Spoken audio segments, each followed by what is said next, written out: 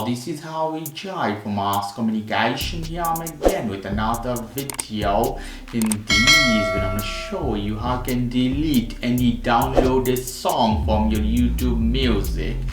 In case you have downloaded a lot of songs, you don't have more space, so you want to delete some now.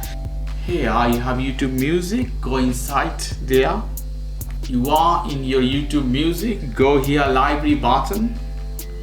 You see all the downloaded song, offline mixtape. You have many options. So downloaded song you want to delete. Go inside all the lists you can have here. I have only one song I have downloaded, so I want to delete this. You have three dots here, very simple. Hit that one.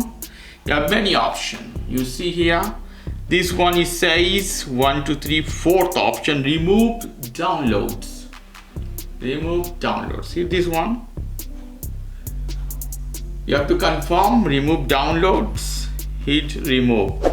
So this song is gone. So very simple tutorial, guys. You can free up your memory, deleting any extra song you don't want from your YouTube music. Okay guys, if you like this video, please do subscribe to my channel. If you like this segment, please give me a thumbs up. Take care till then, boy.